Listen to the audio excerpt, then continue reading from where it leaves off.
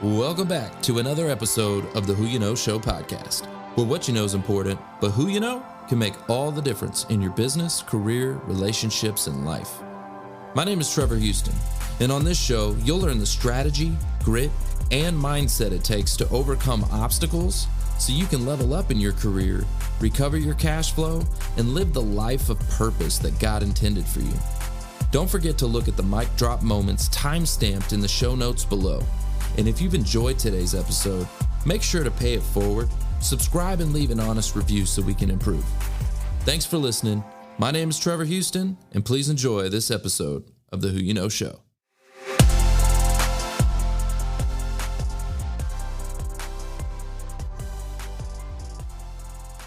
So Dan Irvin is a networking connection of ours who has come through the Career Search Summit and went through that course and has really just exploded on the scene. Rose to the top of content creation, content development. He's organizational leadership by profession, and so he's got a ton to offer. But we want to highlight Dan and hear about how the use of technology and networking has just really ramped up your search. Yeah, first of all, thank you so much for having me here. I'm so happy to be here. I like Mark, you mentioned I came through, I think January. It has been incredible. It has just been so much fun. To think to go through career transition that it's actually going to be fun, maybe a distant thought for some folks, especially depending on where you are in the process. But for me, it's really been fun. And I've really looked at it from that perspective. Like, how can I make this fun, right? Because every position I've ever had, I am doing the best that I can do when I'm creating an environment of inclusiveness and fun and just energy, right? And so I've got to do that for myself. I know that about me. It's one of my motivators, so I have to create that. So how do I do it? As you mentioned, I went through the summit and I was just bombarded with all of this, all these ways to really be a disruptor in a very saturated market. And in January, it wasn't as saturated. And then, as we all know, what happened in March, and things slowed down a little bit. But I am so grateful to have had kind of a little of a head start to kind of go into that before it slowed down. But networking, connecting with people, and just being abundant. When I think about what I want to do for other people, I just want to give it all away. Right? I don't have tips or tricks or ideas that I'm not willing to share. Right.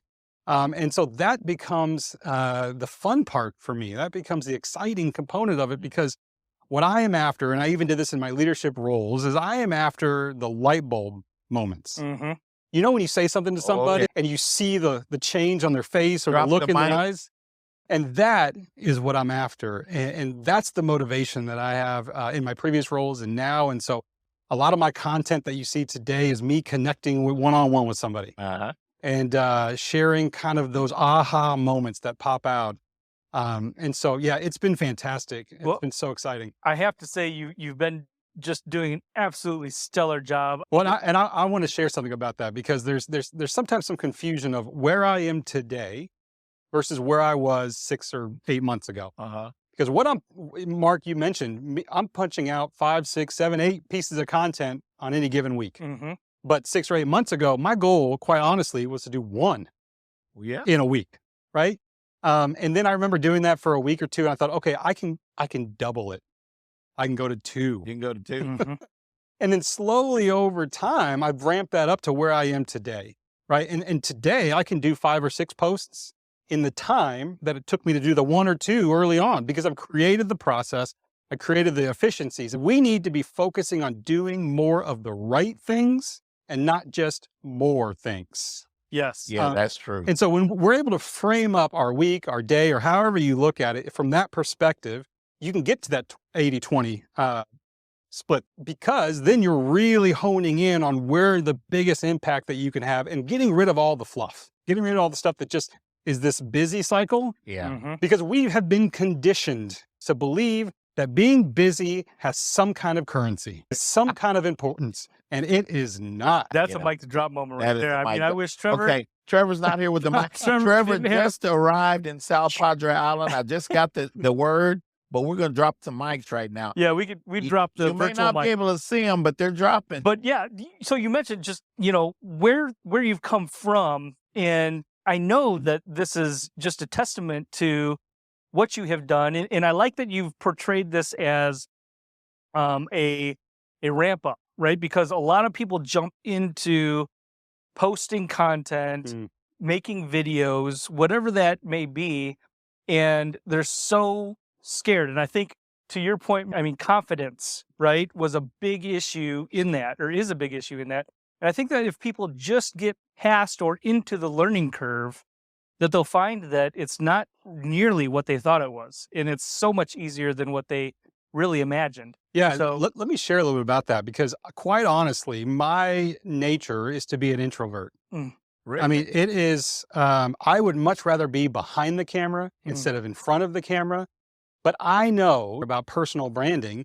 I have got to put an image out there. I have got to do something. Either I'm going to control that or somebody else is going to control that. That's true. And so I want to be in control of that. And it certainly is a ramp up period. I'll share with you. I mean, shortly after the summit that you all do is when I got on board with BombBomb. And I just made a commitment. And this is how my brain works. So this is why I had to do it this way. But I made a commitment for 2 weeks, because it was a trial period for 2 weeks, right? For 2 weeks, I'm going to send 80% of emails using a video. I'm just going to do that every time. It didn't matter if I was sending it to you, Mark, if I was sending it to my mom, if I was sending it to a friend. I was doing video email because I just needed to get comfortable with doing video and being in front of it.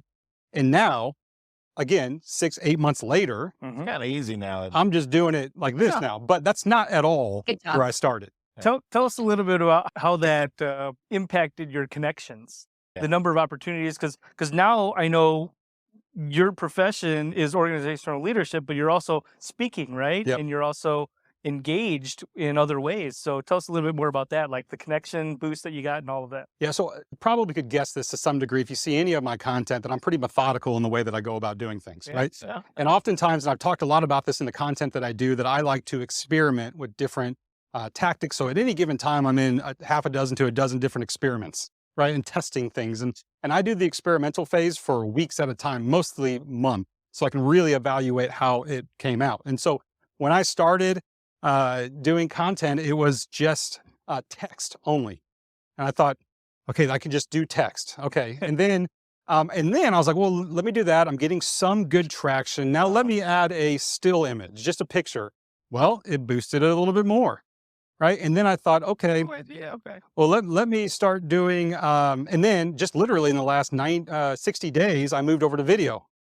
And that's really kind of boosted it up quite a bit. And so understanding and kind of watching the trends is the approach that I've always taken, is make decisions on the most data that you can get a hold of, and don't get out of experimental phase too soon, because you don't really know what's going to happen until you allow some time to pass. Yes. Right.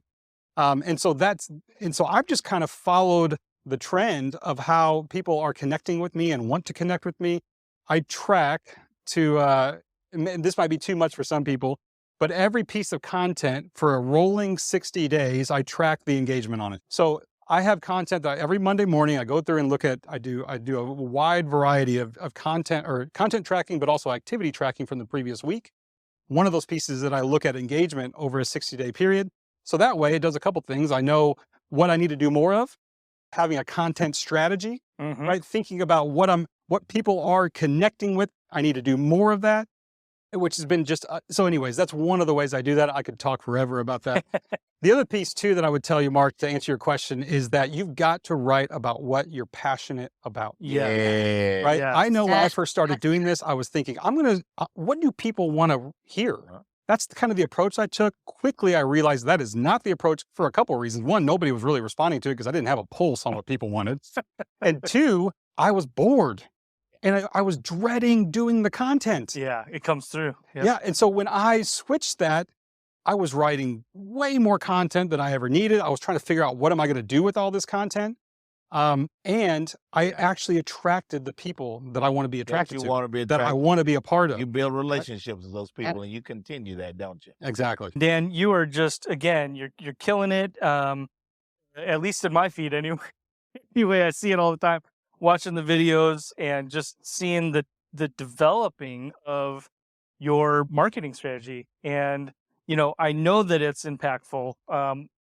Tell us a little bit about how that has impacted your engagements, your visibility with prospective employers. What kind of feedback are you getting on that level?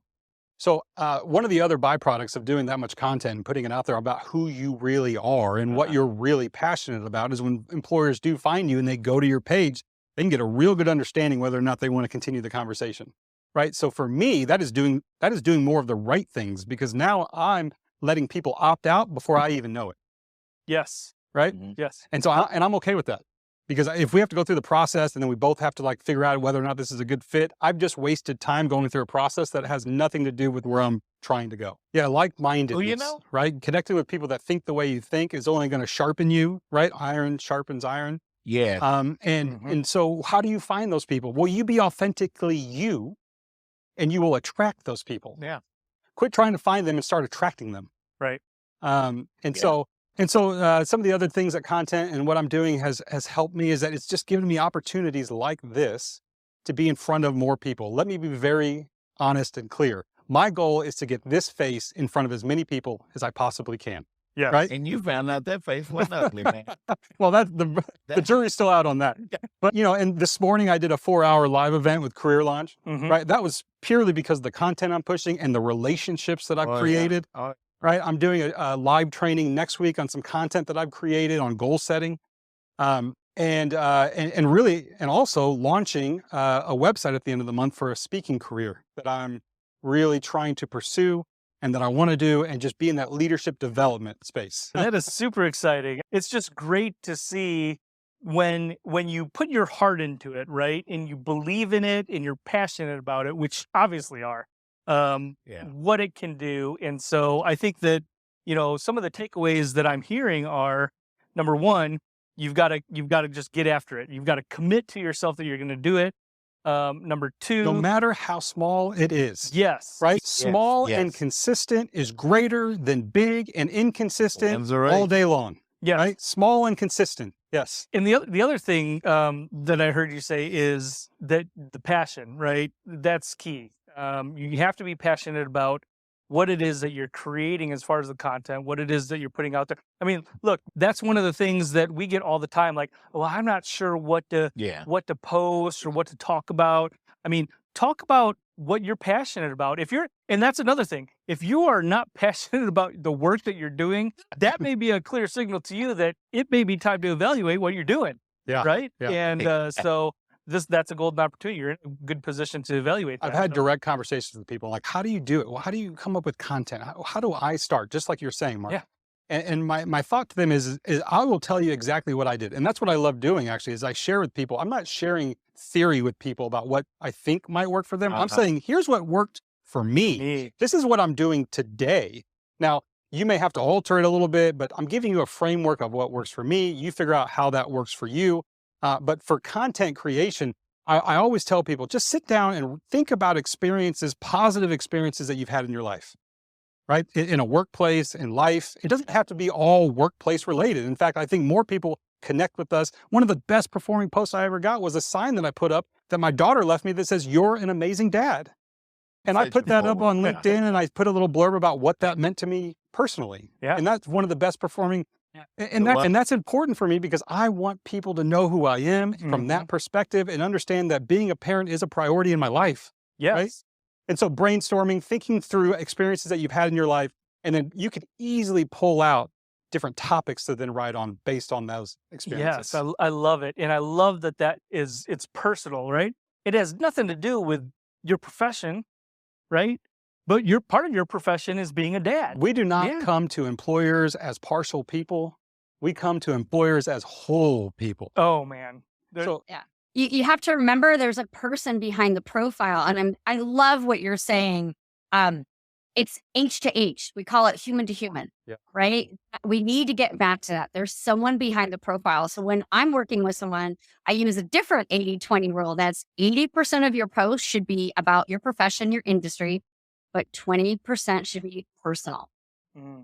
People they're going to connect with you because of who you are, where you're volunteering, where you're traveling to, what, about who you are. And it can't be all professional. Like you said, when you go to an employer, you're a whole person going there. That's right. That's right. The beautiful thing about that is that we all have our own story. We do. So we're all unique in that space. And our stories are good too. That's right. I honestly believe that. They are good. You have to believe they're good. And that comes back to confidence, right? Yeah. That comes back to confidence. So, Yeah. So I decided early on that I'm going to just identify an area to really go all in on. And I went with LinkedIn. And so that is the best place to get a hold of me. I could see that progressing into other channels down the road, but I wanted to master one particular area and understand the algorithm and really grow it there. I think when we focus on too many things, we're not focusing on anything. And so I like to hone in on specific areas. So anyways, LinkedIn is the best way to connect with me. And then beyond that, when you connect with me, everyone that connects with me, I send them a video. I use BombBomb for this. yes. Every month I update it. So it's a topical video. And so I send my new connections. I send more video than I do regular anything anyways. I But think you do. my new connections, I send this video to them. And in the video, there's a pop-up link that comes up that you can schedule time with me.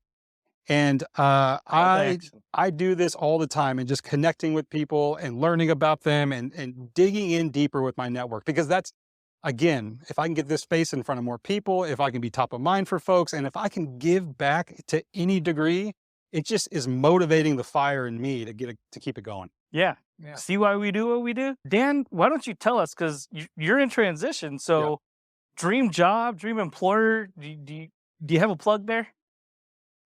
Absolutely. What I'm looking to do is I want to help leaders remove distractions so that they can be more intentional, fulfilled, and lead meaningful lives. And so I have found that I am able to do that working with people and processes. And so any organization that values people and processes also is in growth mode, professional development as a way to get there, I want to be a part of that organization. And so I've worked in sales and operations teams and performance management teams, and organizational leadership. I'm just so impressed with how you have taken this and made it your own search. And, whatever company hires you, they're going to be so lucky. So I definitely want to keep in touch with you. I just think you're amazing. You got the experience, the education, you've got the right attitude, and you are going to be a blessing to whatever organization snatches you up. So that's so kind. Thank you for that. Thanks for listening to the Who You Know Show podcast. My name is Trevor Houston, and if you've enjoyed this episode, consider subscribing wherever you listen and leave us a positive review to help us keep the mics on in the studio. Until next week, that's the show. It's all about who you know.